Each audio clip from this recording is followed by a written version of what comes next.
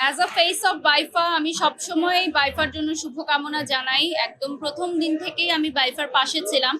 গুটি গুটি পায়ে আজকে পঞ্চম আসর, এবং আজকে এবং গতদিন আমাদের খুবই দারুণ সময় কেটেছে, কারণ গত রাতে আমরা সারা চিন্ময়ী সম্মেলন কেন্দ্রে পারফরমেন্সগুলো রিহার্সাল করেছি। একটা উৎসব মুখর পরিবেশ ছিল, এবং আজকে সবাই ঠিক সময় মতো রেডি হয়ে আবারও চলে এসেছে রেড কার্পেটে।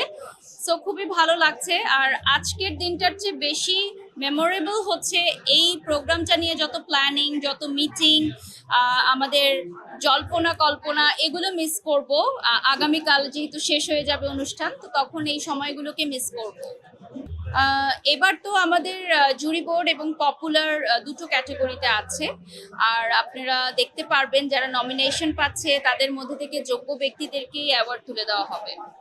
ডেফিনেটলি ভালো লাগছে। আর এবার আমার পারফরমেন্স থাকছে, এবং পারফরমেন্সটা খুবই ভিন্ন ধারার, যেটা আমি এর আগে কখনোই করিনি, আর পরবর্তীতে করার সুযোগ হবে কিনা সেটাও জানি না।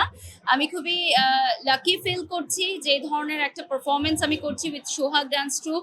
And thank you so much বাইফা আমাকে নির্বাচন করবার জন্য। সো পারফরমেন্সের জন্য একটু পর রেডি হতে চলে যাব।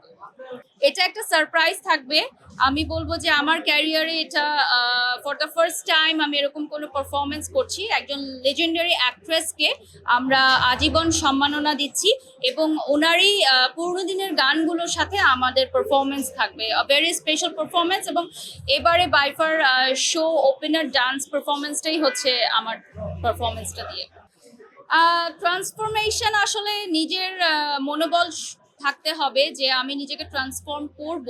যুগের সাথে তাল মিলিয়ে নিজেকে চলতে হয়, এবং এখন তো অনেক কম্পিটিশন। আমি সবসময় সুস্থ কম্পিটিশনের পক্ষে, কারণ কম্পিটিশন যদি না থাকে আমরা ভালো কাজ কখনো বের করতে পারবো না। আমি যদি মনে করি যে আমি বড় হয়ে গেছি, আমি নাম্বার ওয়ান হয়ে গেছি, তাহলে আমি ভালো কাজ উপহার দিতে পারবো না। এই জন্য আমি সবসময় নিজেকে জিরো মনে করি। আমি মনে করি আজকে থেকে আমার জার্নি শুরু। যেমন অনেকেই বলছে যে তুমি এত নার্ভাস কেন, তুমি তো অনেক বছর পারফর্ম করেছো, বাট আমি আজও মনে হয় যে এই প্রথম স্টেজে উঠছি, কারণ আমি আমার কাজটাকে অনেক সম্মান করি, অনেক গুরুত্ব দিই। তা আমার মনে হয় প্রত্যেকটা আর্টিস্টেরই এরকম একটা মানসিক শক্তি থাকা উচিত যে সে নিজেকে পরিবর্তন করবে যুগের সাথে তাল মেলানোর জন্য।